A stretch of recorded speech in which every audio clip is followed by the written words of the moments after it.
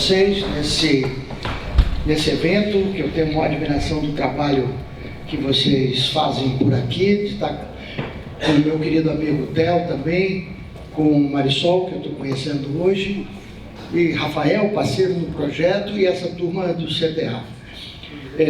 Bom, vamos então trabalhar um pouquinho, e eu vou tentar ficar nos 20 minutinhos.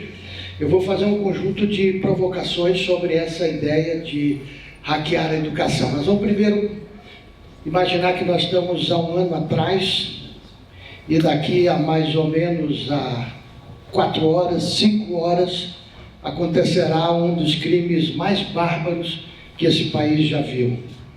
Mas Marielle está presente e a gente quer saber quem matou Marielle, quem mandou matar Marielle. Isso é fundamental, porque se nós estamos trabalhando em ética, direitos humanos, tecnologias livres, nós temos que falar em liberdade. E o assassinato de Marielle, o assassinato das crianças em Suzano, tantas outras violências que a gente está vivendo no país são incompatíveis com isso que nós estamos discutindo aqui desde segunda-feira. Hackear a educação significa também pensar e fazer uma defesa contundente de um outro ataque que nós estamos vivendo no país, que é o ataque às universidades públicas. Ataque à expansão das universidades públicas, ataque às universidades públicas como elas hoje estão dentro do país, ataque a projetos de universidade pública que foram absolutamente fundamentais, e os exemplos aqui que a gente falou dos institutos federais são exemplos extremamente importantes, porque tem uma capilaridade dentro do país que foi fruto de uma política pública de expansão. E esse ataque é um ataque que é muito claro e muito bem dirigido. É um ataque de impedir que a universidade pública continue sendo e aplique cada vez mais uma universidade aberta, popular e aberta a toda a população. Muito bem, mas também falar em tecnologias livres, falar em ética, significa que a gente tem que pensar nesse momento de precarização da vida que a gente está vivendo. Não só por esses 2, 3 ataques que a gente viu agora, mas na progressiva perda de democracia, na erosão do Estado de Direito, no caso brasileiro isso é evidente, na grave situação ambiental que todos os trabalhos aqui de tecnologias livres sempre insistem, na questão da alimentação, da fragmentação das relações sociais. Nós não estamos conseguindo dialogar com aquele que pensa diferente da gente, e isso é dramático para a democracia e é dramático para o avanço do planeta. As desigualdades são absurdas. Então, pensar em tecnologias livres é, sem dúvida nenhuma, pensar em acabar com essa desigualdade. E, obviamente, que isso significa sempre a precarização da vida em todas as suas dimensões. Para isso, o tema central do TecnoX 4.0 é ética, direitos humanos, tecnologias livres. Agora, que ética nós estamos falando? Qual a ética que vai estar presidindo aqui? Eu gosto muito de um escritor espanhol chamado José Antônio Marina, e ele fala de que as éticas que nós estamos tendo hoje são éticas de sobrevivência. É aquela ética que o valor fundamental é a vida. E aí o nome do livro é bacana, porque o livro chama Ética para Náufragos. Então, se a ética, o valor fundamental da ética é ética para a vida, na hora que o navio estiver afundando, cada um vai salvar a sua vida, e é uma ética. E aí ele diz que essa ética é uma ética da sobrevivência, que ela é perversa pela miopia. Para se ser salvo, o que inclui evidentemente viver, o homem tem que ter um olhar de lince. Não é a vida que é o valor ético mais importante, mas sim o direito à vida. Porque se eu estou num navio afundando, numa embarcação afundando, e o valor mais fundamental não seja a vida, mas o direito à vida, nós vamos todos lutar para que todos tenham a vida garantida. Essa ele chama de uma ética da dignidade. E eu recentemente li um livro que está disponível, chamado Hacking Inside, Hackeando por Dentro, Inclusive, o Raul Olivan Cortez, que eu conheci nessa leitura, usa uma imagem muito forte do hackear como um cavalo de Troia. E que é uma imagem que eu já usava há muito tempo, porque eu acho que e que é um pouco o que eu falei, e que a professora Salete falou também nos nossos projetos, é um pouco essa ideia de entrar, né, de operar por dentro das instituições e dentro dela ir transformando. E ele diz isso que para mim é fundamental e é o espírito que eu acho que está presente nesse nosso encontro. Quer dizer, os projetos nos quais trabalhamos compartilham um código-fonte. Eles são projetados para atuar como dispositivos troianos, abrindo o sistema a partir de dentro, gerando passagens laterais, zonas francas de confluência, remixando e trocando experiências, flexibilizador e ressignificando as relações entre organizações, flexibilizando e ressignificando relações entre organizações e os cidadãos. Então, essa ideia de atuarmos por dentro, para mim, para nós, para o nosso grupo de pesquisa lá na Faculdade de Educação da UFBA, é extremamente importante por conta de movimentos que a gente vai vendo acontecer no mundo contemporâneo, e dois deles são muito importantes. Um, com o avanço da educação à distância e da presença das tecnologias, a ideia de que cada um pode ser responsável pela sua formação, e isso num país como o nosso é desresponsabilizar o Estado da educação pública. E é óbvio que a gente sabe quem vai se beneficiar com isso. Aqueles que têm infraestrutura em casa, com tudo. Então eu tenho banda larga, eu tenho computadores de última geração, e com isso então eu vou, de fato, acessar tudo que está produzido no mundo contemporâneo. E aquele que não tem isso em casa, muitas vezes não tem em casa, esse seguramente vai ficar com uma internet de segunda categoria, com uma educação de segunda categoria e, obviamente, com materiais de segunda categoria, porque ele não vai ter condição de acessar um vídeo em boa resolução, e aí ele vai começar a ler os PDFs e vai se formar a partir de PDFs. E o outro grande movimento, que é muito importante nessa perspectiva de operar por dentro do sistema que nós temos que defender, é o crescimento violento do chamado homeschooling. Quer dizer, aquela educação feita em casa pelas próprias famílias. Que aí, novamente, dois aspectos fundamentais. De um lado, a questão da religiosidade, ou seja, aquela questão de prender os meninos que nascem numa família conservadora e intolerância, garantindo a eles um futuro de intolerância. Ou seja, não podemos defender com isso. Uma importante nota de pé de parda que eu li recentemente, por conta dessas minhas preocupações, é indicadores que mostram a quantidade de crianças que sofrem violência doméstica, que só conseguem ser identificadas porque estão presentes na escola. Ou seja, ao defendermos a lógica da escola, da educação caseira, do homeschooling, nós também estamos deixando essas crianças presas a essas violências sem possibilidades de acessarem alguém para que possa ouvir. Nota de pé de página seguinte: é impressionante, eu vi hoje pela manhã os jornais, a lógica a partir do massacre de Suzano, inteiramente em torno de proteção, polícia, militarização. Quer dizer, não compreender a violência que fez esses dois jovens ex-alunos daquela escola a cometerem aquele massacre.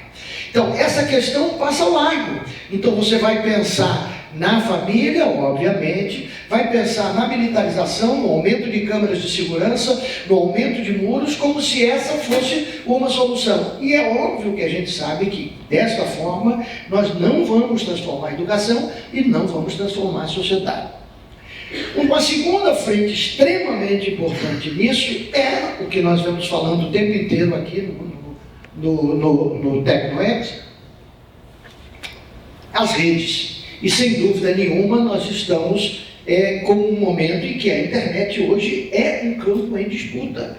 Então é uma doce ilusão a gente imaginar que as redes estão aí disponíveis, que todo mundo tem acesso às redes, que elas hoje são redes que conectam a todos, e na verdade o que nós estamos vendo aos 30 anos da internet, então é uma jovem internet, terça-feira passada, fez 30 anos, e o que se mostra, e todos falam, obviamente, e o Tim Berners-Lee é um que tem feito manifestações contundentes, mostrando que nós estamos perdendo o controle dos nossos dados, a desinformação flui de forma permanente, diga-se de passagem, volta a ser acionado o conjunto de fake news, inclusive a fake news mais recente é dizer que Facebook, WhatsApp, Instagram, todos pertencendo ao mesmo dono, portanto a disputa não é com gente pequena, saiu do ar ontem por conta do massacre de Suzano, que não é verdade. Na verdade, eles tiveram problemas lá, e isso mostra, e todo mundo que usa Telegram, Signal, etc e tal, começou a perceber seu bolso tremer para dizer assim, ó, fulano entrou no Telegram, fulano entrou no Telegram, que é a hora que todos percebem que não dá para a gente ficar escravo de uma única solução tecnológica. Então, esses momentos de crise dessas grandes plataformas são fundamentais para a gente compreender o quanto a gente é dependente deles. E o Tim Berners-Lee também insiste na ideia de que a propaganda política na web sem transparência tem ganhando espaço, e isso vem a ser um dos grandes desafios que nós temos hoje.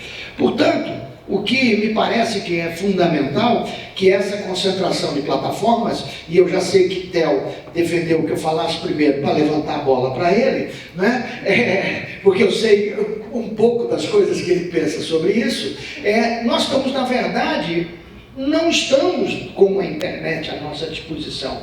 Nós estamos navegando em jardins, nós estamos caminhando, navegando em jardins murados, dominados por esses proprietários das grandes plataformas, já inclusive conhecidos como GAFAM, Google, Amazon, Facebook, Apple, e com GAFAM, com Microsoft, de tal forma que, no fundo, estamos todos presos a essas plataformas com a doce ilusão de que estamos usando a internet. Eu costumo brincar quando converso com o professor, diz assim, olha, quando você está no Facebook, não pense que você está na internet. Aí ficam todos assim, olhando assim, não.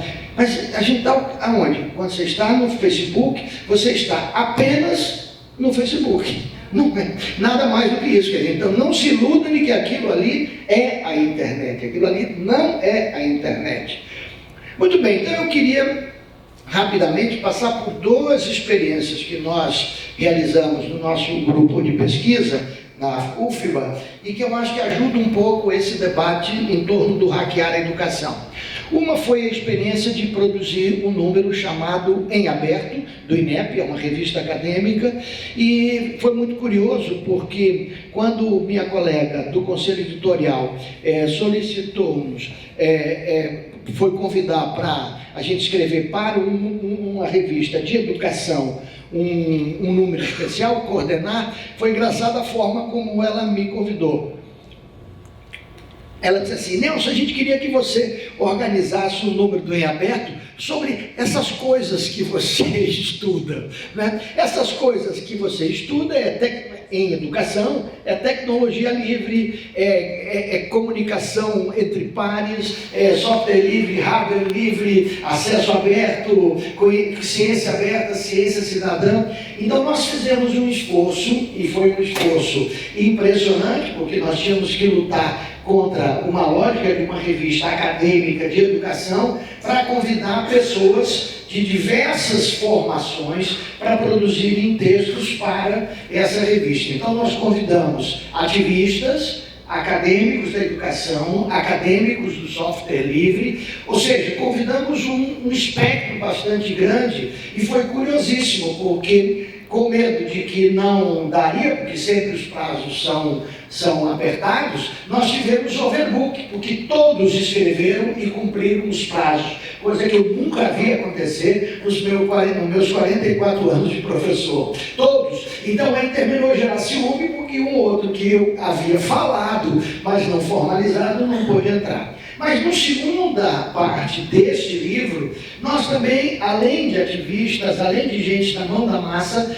nós convidamos uma mãe de santo para escrever um artigo, que foi Mãe Estela de Oxóssi, e Mãe Estela de Oxóssi escreveu um artigo chamado Muito Obrigado, esse material está todo disponível, e nós, não satisfeitos em conseguirmos ter hackeado, de certa forma, o Em Aberto, hackeamos o site do Em Aberto e fizemos um Em Aberto Hackeando, onde a gente tentou, não conseguiu, mas o que importa é tentar, criar um segundo site com espaço para discussão, com vídeos, ou seja, um espaço em que aquilo fosse se ampliando de tal forma que o debate sobre os movimentos colaborativos, tecnologias digitais e educação pudesse ser ampliado.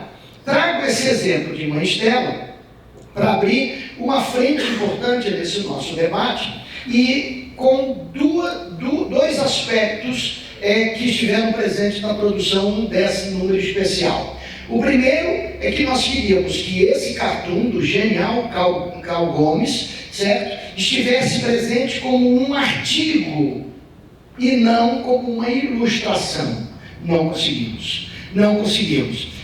Ele entrou como ilustração. E aí entra um aspecto importante de todos nós que trabalhamos com educação, que é a ideia de que tudo que não é a linguagem tradicional, a linguagem escrita, não é acadêmico. É, no máximo, uma ilustração. Mas para não perder o cartoon, nós aceitamos como ilustração e aproveitamos isso nos debates para mostrar o quanto a imagem é desconsiderada. Mas a coisa mais importante deste cartoon é o fato de que este genial Carl Gomes faz este cartoon no dia, publicado no jornal à tarde, em que Mãe Estela de Oxóssi, uma líder do terreiro Ilê Checo-Funjá, acabou de morrer com 92 anos, é eleita e entra para a Academia Baiana de Letras. E ela é eleita para a cadeira de Castro Alves. E a genialidade de Carl Gomes é colocar Castro Alves de joelhos para Mãe Estela. E não na posição tradicional, que seria no máximo de igual para igual, mesmo ele sendo baixinho, fazendo ela adentrar na academia. Mas então é a academia se rendendo na relação com outros saberes. Então, quando nós falamos em tecnologias livres, nós estamos falando também nessa relação com outros saberes. E essa relação com outros saberes significa que nós temos que trazer esses saberes para dentro da universidade, não como saberes secundários que vão ser certificados pela universidade, mas como saberes poderosos, em potências, que vão contribuir com a construção do conhecimento planetário. É o Glissant que diz: a priorização exige que os elementos heterogêneos colocados em relação se intervalorizem, ou seja, que não haja degradação ou diminuição do ser nesse contato e nessa mistura, seja internamente, isto é, de dentro para fora, seja externamente, de fora para dentro. Relembrando o mexicano subcomandante Marcos, do Chiapas, quando ele diz que a única coisa globalizada no mundo contemporâneo é a heterogeneidade. Pois então, essas duas experiências, essa é uma das experiências. Uma segunda experiência tem a ver com uma atividade que nós fizemos como parte de uma disciplina de pós-graduação chamada, que eu ofereço para pós-graduação em educação, chamado Ética Hacker e Educação.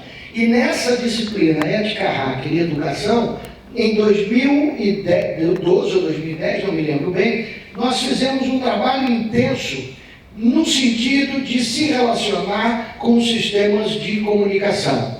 E aí, a professora Maíra é a maior especialista nesse campo da comunicação científica, sabe de que essa relação não pode ser uma relação de tradução apenas, ela tem que ser uma relação de comunicação em duas vias. Então, nossa negociação com o sistema de educação pública de televisão e rádio na Bahia foi, dentro da disciplina, nós produzimos peças de comunicação sobre o conceito Ética Hacker e Educação, colado com a divulgação do evento. Durante um mês, a rádio e a televisão passavam vinhetas e spots na programação normal, e na semana do evento, que foi a coisa menos importante de todas, nós ocupamos todos os programas da rádio e da televisão educativa da Bahia, debatendo ética, hacker e educação. E esse é um conjunto de vinhetas que eu queria mostrar rapidinho para vocês.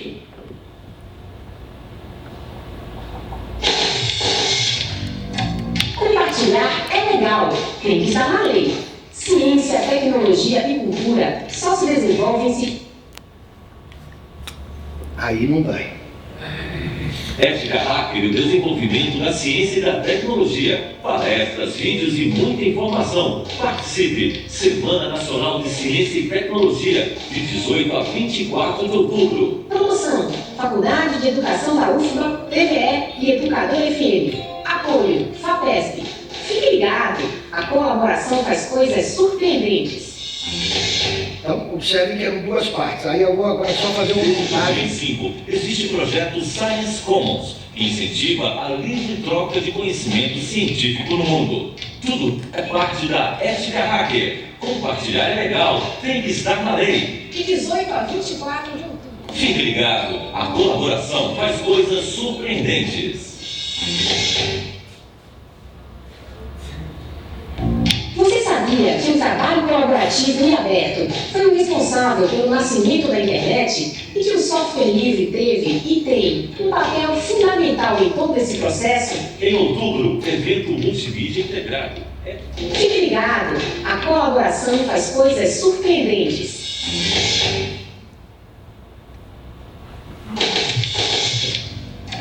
O trabalho coletivo e aberto de cientistas possibilita descobertas sem... Enfim, a ideia central que presidiu essa nossa ação é que essa questão conceitual do que é a ética hacker, do que é o desenvolvimento científico e tecnológico, tinha que estar presente. E isso, de certa forma, é algo que tem nos acompanhado de forma mais permanente, particularmente depois do golpe de 2016, quando a gente viu claramente o que é perder a narrativa dos acontecimentos, de que nós precisamos ocupar mais a mídia, nós precisamos ocupar mais a web, nós precisamos ocupar mais as redes com conteúdo, ou seja, no sentido de construir essas narrativas junto com a sociedade. Porque os grandes meios de comunicação e a apropriação das redes estão fazendo exatamente isso. E nessa disputa conceitual, um dos aspectos, eu já vou terminando, e um dos aspectos fundamentais que também está em disputa é a educação. E por isso que nós temos que hackear a educação.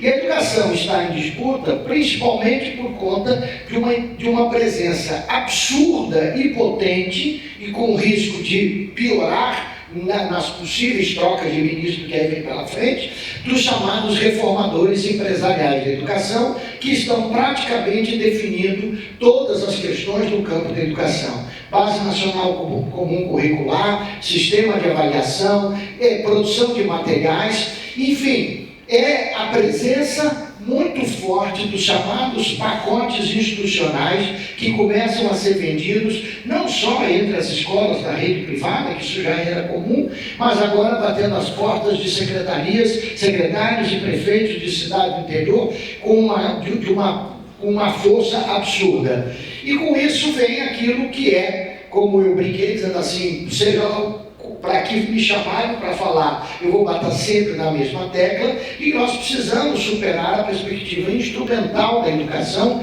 e particularmente do uso das tecnologias. Ou seja, não é possível nós continuarmos insistindo que as tecnologias vão para dentro das escolas, para dentro da universidade, nessa perspectiva instrumental. Então a pergunta que se faz, obviamente, é: queremos cidadãos com conhecimentos ou trabalhadores com habilidades? Para transformar radicalmente isso, obviamente que aí, para nós, a ideia é hackear a educação, e quando eu falo hackear a educação, eu estou falando por dentro, no sentido de que não tem nenhuma desconsideração por todos esses movimentos que acontecem fora, que são absolutamente fundamentais para a organização da sociedade, mas nós não podemos desperdiçar o potencial que temos nas universidades públicas, do sistema público de educação que aí está e que tem que ser de qualidade pública, gratuita para todos. Então, por isso que nós pensamos que hackear a educação por dentro é fundamental.